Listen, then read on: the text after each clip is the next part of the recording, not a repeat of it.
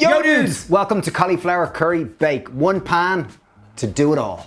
So this is a wonderful hack. There's a change of season right now and it's time to dust off the oven and let the oven do the work for you. So 10 minutes prep, the oven, as I mentioned, will do all the work for you and it creates an incredible, juicy, delicious, succulent cauliflower curry bake. It's a great centerpiece, great serve with rice and really wholesome and delicious coming into autumn now. Okay, first thing we're gonna do is gonna make our sauce. So into our blender, we're gonna add the following ingredients. It's a lovely aromatic sauce. We're gonna start by adding a small thumb-sized piece of ginger, chop the skin off it. We're gonna add 2 cloves of garlic, a small onion, half a chili, de-seeded if you don't like it spicy. We're gonna add our spices now. We've got 1.5 tablespoons of curry powder. We've got a flat tablespoon of aromatic spices. That could be cinnamon, cloves, star anise. We've got 1/2 teaspoon of black pepper and 1/2 teaspoon and 1 small teaspoon of salt. Juice of 1 lime, 1 tablespoon of maple syrup. We've got 2 tablespoons of tamari or soya sauce. We're gonna add 400 ml of veg stock. And we've got 1 tin of coconut milk. So that's a 400 gram tin of coconut milk. Add them all to a blender and then we're gonna blend until smooth.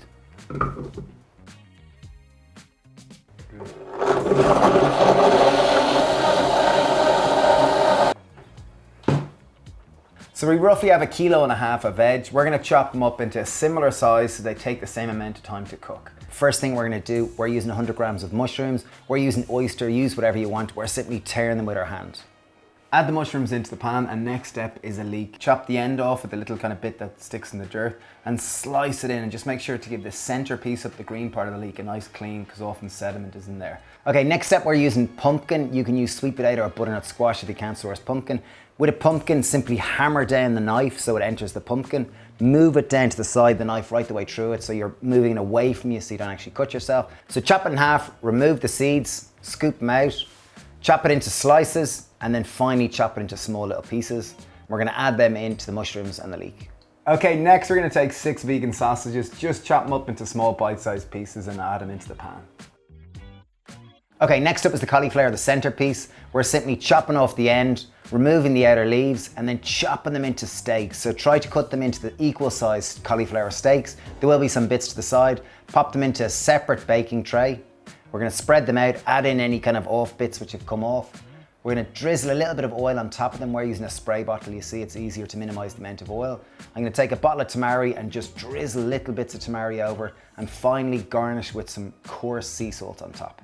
So an important part about the cauliflower is the leaves, and these are one of my favorite parts about the cauliflower. Just make sure to give them a good rinse to remove any sediment. Pop them down on the chopping board and slice them into even strips. You'll chop them into 3 per each leaf. Add them into the pan and we're gonna pour over our sauce carefully and then we're gonna pop it into the oven. We've preheated the oven to 200 degrees. We're gonna add the cauliflower steaks in down the bottom and we're gonna add our mixed veg with the sauce on top. And we're gonna bake them for approximately 40 minutes until it all comes together and starts smelling delicious.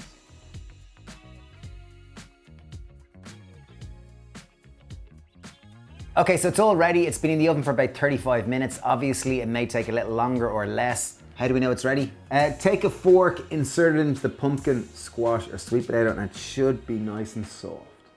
Cauliflower going down right there. The tray bag coming out now.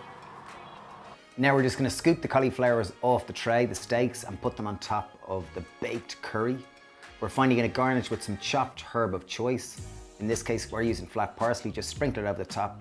We're gonna garnish with a tiny scoop of coconut yogurt, and that is it. Done, ready to go. It smells amazing. Okay, this genuinely looks amazing, and having been a pro chef for about 15 years, I have never made a curry in the oven, and it's like where casserole meets curry, where it's like the smells are amazing. It's super aromatic smelling. Look at that. Like, because it's baked in the oven, it'll just, the flavors have condensed, I imagine. And like all the veg will be imbued with this curry undertone. Wow!